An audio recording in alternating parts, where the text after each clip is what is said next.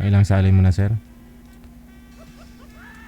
Pang-pito na yata ito. Kasi puro malayo eh. Ay, Diyos ko po. Ay, puntahan mo ko. Sir, kahit malayo. Probinsya, ma'am eh. Hindi, Saka ayaw nila ng malayo. Sila mismo ang umayaw kasi malayo ang araw. hindi puntahan mo, sir, kung interesado ka. Kaya nga po. Kasi kung sabihin mong gusto mo malapit dyan sa'yo, na ayaw mo mag-effort sa kanila, malayo sila, gusto mo malapit sa'yo, para hindi mo napupuntahan, edi sana dyan ka na maghanap. Oo nga, di ba? Kasi nakailang try ka na dito. So, parang naawa na rin ako sa'yo. Pang 7 mo na to, hindi ka pa rin nakahanap. Kasi yung nahanap mo, yung mas malapit din sa'yo. Hindi mo try dyan, sir, sa lugar ninyo para mas malapit? Wala pa, sir. Dito, sir, wala. Di waka. Hindi. Di ba may vulcanizing shop ka? Ilagay mo dyan, imbis na wanted vulcanizer, lagay mo dyan wanted sweetheart. Labas. Oo.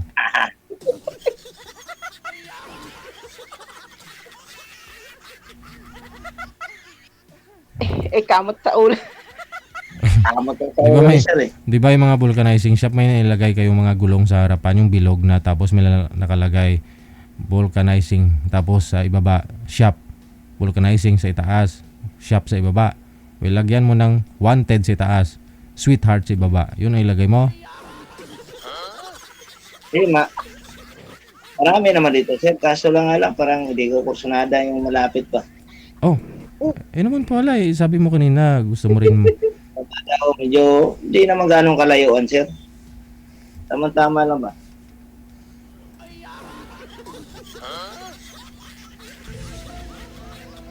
Ma'am, ano bang, mo? Iwalay? Balo po. Patay na. Pinatay mo naman. Quezon Eh, Province. siya namatay. Quezon Province to si pinatay Madam, po. no? Malayo din, Quezon Province. Paano yan? Opo. Kaya nga po.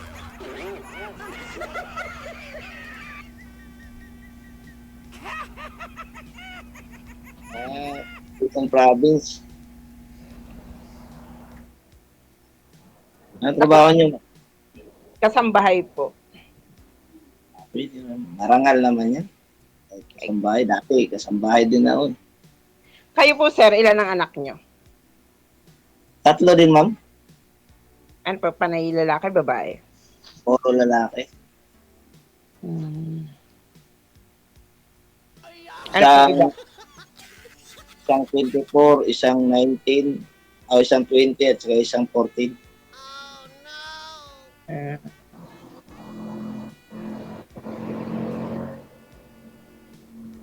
Di pare. Ano po trabaho nyo? Hindi, ako ma'am, sa bahay na. Po?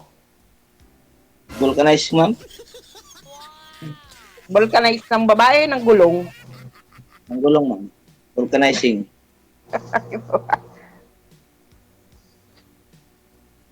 Pare. Saan na kayo dyan? Saan kayo trabaho ngayon? Dito din po. Sa Lucena. Mhm. Pero yung province mo, Lucena din. Aha. Malapit ka lang dyan pala. Ba't sumali ka kay sir? Hanap ka rin. Oh, baka sakali po. Kaya lang po hanap ko balo, tsaka single. Kasi Balo. ang separated, ang hiwalay po, maaaring magkabalikan yan. Matagal na yun, ma'am. Wala na. Kahit na po, pag isa man sa inyo nagkasakit, nagkakabalikan yung gayong hiwalay. Hindi kami kasal. Ang kasal.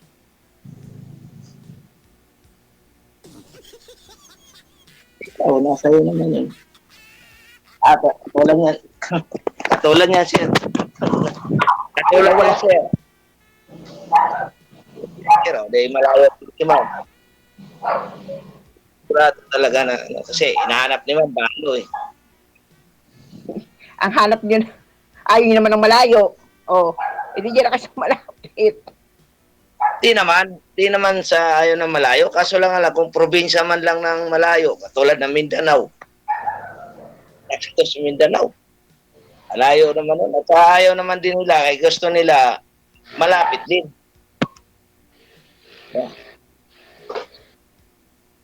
Taga-Negros. Taga-Negros po sila eh.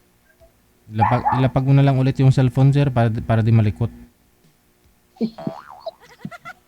Negros po. Taga-Negros lamang. Tsaka walang,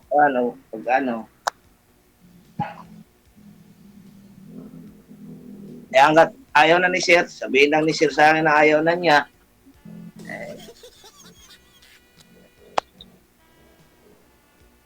Hindi, dapat to ikaw yung mga yaw nun, sir eh. Alam mo yun sa sarili mo, no? Kasi pangpito mo na to, parang wala pa rin ah. Ibahin ko kaya strategy ko. Ibahin ko kaya ang diskarte ko. Ano pa kayang wala sa akin? At hindi pa rin ako nakahanap. So, siguro kung gusto mo talaga, may paraan, no? So, hindi mo pwedeng depende mo na lang huyan dito sa akin, sa programa natin, no? Kasi alam ko naghahanap ka, baya't hindi mo subukang maghanap pa ng alternatibong paraan para makahanap ka na rin. Like yung mag-chatmate ka o dyan sa labas. Yung nga sabi ko kanina sa'yo, imbis na ilagay mo doon sa gulong vulcanizing shop, dapat wanted sweetheart. Kung talagang naghanap ka. Oh, may point, di ba? Oh. Kasi naghahanap ka po dito sa programa natin, hindi ko maisigurado na malapit yung mabibigay namin, no? Magustuhan mo siya, magustuhan ka. Diyan ho sa inyo, mas maganda ho yung mamaya may nakalagay. Oh, kakaiba yun ah. Sino kaya yan? Yung naghahanap ng sweetheart. Oh. Pag nakita niya mas magaling ka pala umihip, ay isti maglagay ng hangin dun sa gulong niya. Oh, tulad niyan, may sasakyan siya. Oh, 'di ba? Oh, nagpahangin, nagpa-vulcanizing. Oh. Magpabulkit. Bulkit ah. Sir, pag wala talaga, sir, di ako sasali. Nasa sayo po yan. Kasi gusto ko naman talaga makahanap kayo, no? Masaya rin po ako kahit pa paano nakahanap po kayo ng partner ninyo, no? Pero parang ayaw mo na kong tulungan sa sunod, sir eh. Hindi, nasa sayo nga po yan. Nasa sayo nga po yan, sir. Kasi nga sabi ko, masaya ako kung makakahanap ka ng kapartner mo. Pero, syempre, dapat hindi ka lang maghanap. Dito sa programa natin, kung talagang searching ka, hindi mo subukan dyan sa inyo. O sa ibang paraan. Diba? Kasi, kung kunyari, off-cam na, nag-usap na kayo ng binigay namin sa'yo, no? Tapos, diretso kanyang binasted, ayaw niya sa'yo, wala tayong magawa doon. Pero kung binigyan ka ng time ng isang babae, entertain ka niya, nire-replyan ka niya, kinakausap ka niya, kung magtatawagan kayo, ibig sabihin nun, may chance ka na, sir. Kahit pa paano, may kukunti. No, may chance. So once na nag-usap kayo dalawa, at kung makita niya naman yung okay ka, no, dawi ka makipag-usap, may respeto ka sa kanya, siguro, kung hindi ka man niya humagustuhan, pwede ka niya irereto sa iba. Diba? Yun lang naman yun eh. Hindi naman ibig sabihin na may nakausap ka dito sa programa natin, siya na po talaga yung makakatuluyan mo. Minsan, nagiging tulay lang ho ang isa sa inyo. No? May iririto siya sa'yo, may ibibigay ka na rin sa kanya, kung may kilala ka o dyan na binata, o ganun. O dyan sa comment section. Kasi, hindi po ibig sabihin na naghanap po kami ng makapartner mo dito sa Wanted Sweetheart. Kung binigyan ka namin, siya po talaga. Oo. Hindi nga talaga eh. Hindi. Kasi dyan sa comment section, sabi ko nga po, dyan sa comment section, dyan po nakakahanap yung iba. Kasi marami kang pagpipilian dyan, libo yung nanonood. Maraming nagko-comment po dyan, may mga nag-mind sa'yo, kung okay ka naman, kausap, na-entertain mo sila, no? Interesado yung tao sa'yo, magmamind yan sa comment section. Now, kung makita mo yung comment niya, kung searching ka, tingnan mo kung sino yung nag-comment sa'yo, di ba? Titingnan mo siya kung anong profile niya, o ano laman ng Facebook niya. So kung nagustuhan mo naman siya, sa tingin mo hindi naman siya, kung available naman talaga siya, i-add friend mo yun. Doon na nag-start yun eh. I-add friend mo siya, no? Tapos kung i-accept ka niya, sabihin mo, Totoo ba na gusto mo ako? Ikaw yung nag-comment doon, nag-mind sa akin? Yun lang naman yun, sir eh. Itong kausap mo, si Madam Jenny, nag-iisa lang po yan. Pero marami hong viewers tayo na baka gustuhin ka kung maayos ka lang makipag-usap. Diba? Kaya sir, sumali siya sa GC. May stage. Kaya, Pinayuhan ako ni ma'am. Basta yun po sir yung purpose ng programa natin. May makakausap ka ho dito, hindi po siguradong magustuhan ka niya o magustuhan mo. Pero minsan, dyan mo sa comment section makikita o may mairirito siya sa'yo. No? Yun lang naman sir eh.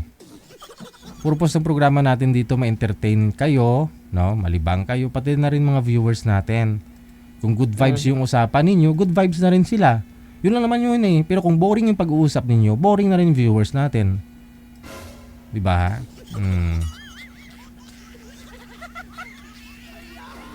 di makating si sir. Ano ma'am? Mas maganda. Salamat sa akin.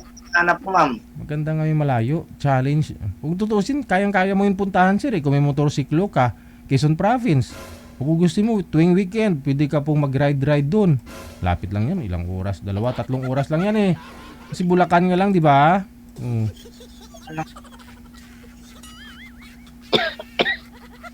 Umalis ka ng madaling araw. Pagdating mo doon, umaga. Kay madam, doon ka magkape. Pahinga konti, tanghali. Ligaw-ligaw ba? Hanggat magustuhan ka niya, hanggat ano kanya, kinakausap, ganun lang naman yun. Kasing gusto rin kasi ng babae, sigurado, yung nag-i-effort yung lalaki, makikita nilang seryoso ka. Kasi kung sa online lang naman, wala 50-50 sir eh. Minsan lamang pa mas marami pa yung manluloko, no? Kung sa chat lang, sa video ko lang. Maganda pa rin po talaga yung nakikita ka, yung pinupuntahan mo, nag-i-effort ka. No? Kung babae yan, si madam alam niya po yan kasi siyempre, yung ikaw ba naman pinupuntahan layo-layo ng pinanggalingan Bulacan tapos sayang-sayang yung kinikita mo doon, nag-absent ka, hindi mo inoperate yung yung vulcanizing shop para lang mapuntahan mo siya. Kung ako babae noon, no, 50% may in love na ako sa iyo Okay lang sir. Salamat sir.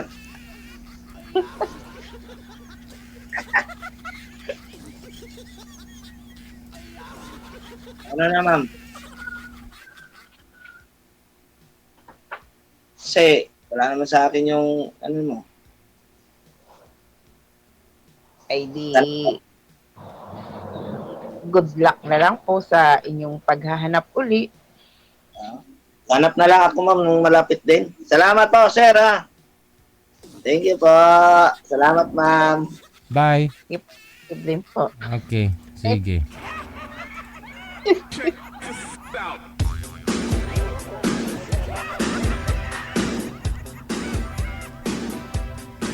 Pang-pito na po yun ni Sir Roger, no? Halos buwan-buwan din nag-absent yan. No?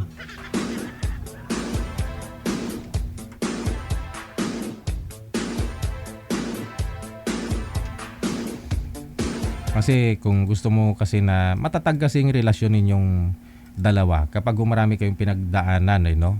Bago naging kayo, yun bang pareho kayong nag-i-effort, di ba? Na-appreciate nyo yung isa't isa. Tulad po yan malayo si Roger, pag pinuntahan niya si girl, totoo po yun. Pag ako ang babae, tapos alam ko naman hindi ganun kaganda ang buhay ni si Roger, o kumbaga, pag walang kita, wala. No, parang ganun. So, pero ang ginawa niya, nag-effort, no? Hindi siya nagtrabaho, hindi niya inopen yung vulcanizing shop niya, walang kita. Pumunta sa akin, gumastos. Siyempre, pamasahe o gasolina niya. Time, no? Kasi masasabi mong gusto ka, mahal ka rin isang tao kapag may time siya sa'yo. Di ba? Di porket na hindi ka sinasabihan ng I love you. Kung wala ang gawa, no? Walang silbi ang salita. 'Di ba? Kung hindi mo naman talaga naramdaman na mahal ka niya. No? Kahit marami man siyang bisis nagsasabi sa iyo ng I love you, 'di ba? Hindi mo ramdam eh. Effort. Pero si sir kasi gusto niya, ayaw din naman masyadong malayo. Oh, Quezon Province, kaya mo yan? Challenge nga po yan na ano, may kahit papano, ano, no? Yun bang hindi mo ramdam pagod mo, no? Kasi alam mo, mahal mo ipupuntahan mo, Diyos. Kasi kung lagi din po kayo nagkikita, araw-araw din kayo nagkikita, madali kayo magsawa, hiwalay din.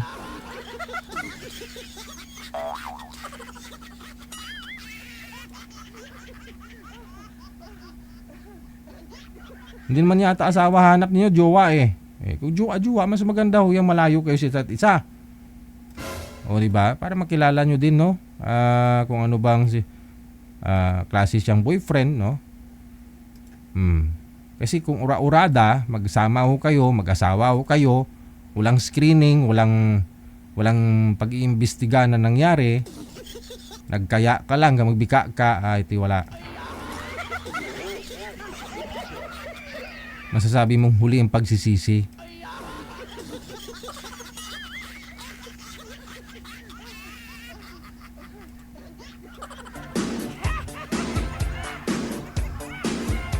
Gusto ko po kasi makahanap po talaga kayo ng makakapartner ninyo. Lalo malapit na yung Valentine's. Oh. Oh. Pero si Roger kasi hindi ko lang alam kung ano pong istorya sa likod ng mga nakausap niya po dito. 7. O, hindi lang 7. Siguro 10 bisis na po sumali yan si Sir. Hindi ko lang ho alam after nila mag-usap dito sa live. Ano pong nangyari? May nangyari ba? Anong nangyari? Karumal-dumal? Masaya? Ano po? Oh. Halos karamihan yung mga sumasali dito hindi nag-workout dahil may money involved, no? Mapalalaki, babae man. Halos mga nagko-complain dito, lalaki. May mga babae din, lalo po yung mga nasa abroad na babae. Yung mga nakakausap nilang lalaki, ningian sila ng pera. Last na, nung nakarang gabi, di ba? Yung naputol, sabi niya, hindi naman love yung hanap, pera.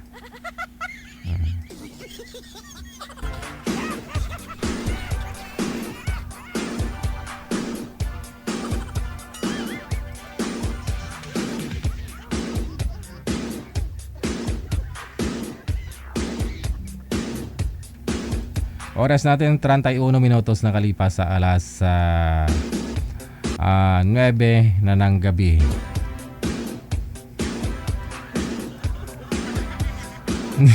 Hindi naman sa nagsasawa ako sa iyo, sir, Sabi ko nga nasa sayo po yan. Nasa sayo po yan. Ako wala naman ako magagawa. Si manager nagla-line up. Si manager naman masusunod dyan. Siya nagmamanage sa inyo. Ano magagawa ko? Pagdating ho dito, di ko naman talaga alam kung sino itatawagan ko. Hindi ako nagsasawa, no? Kahit sabihin kong magsasawa ako, wala akong magawa.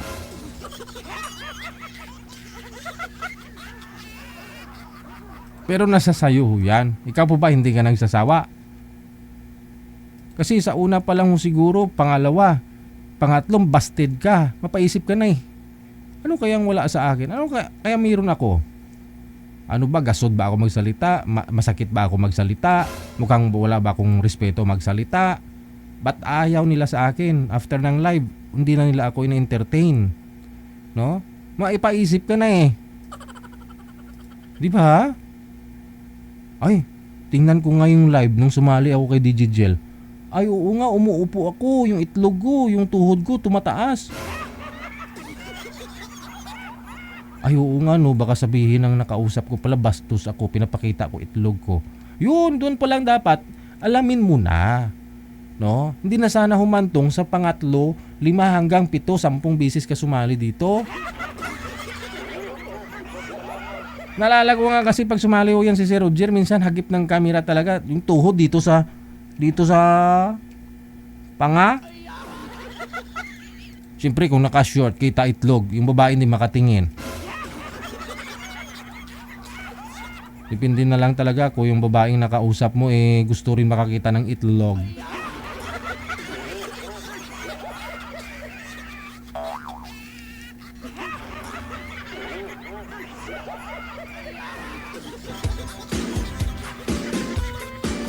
'Di ba? Mapaisip ka po talaga, ano kayang wala sa akin, no? Na hindi nila nakita sa akin. Oo. Meron naman ako nakausap, okay naman kami isang linggo, after a week, wala na, parang nagsawa na siya sa akin. Ano kaya nasabi kong masama?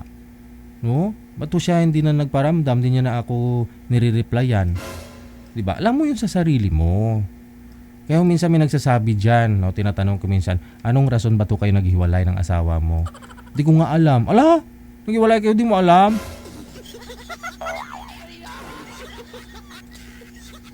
Siyempre, kung di mo alam, alamin mo. Ba't kanya hiniwalayan? Ba't ho kayo naghiwalay? Baka mamaya may maghahanap ka naman pong asawa, tatanungin ka ng nililigawan mo, ba't ho kayo naghiwalay? Oh, ano sabihin mo? Di ko alam. Yung babae mo paisip nun, ala, doaling nga. Naghiwalay, di nila alam.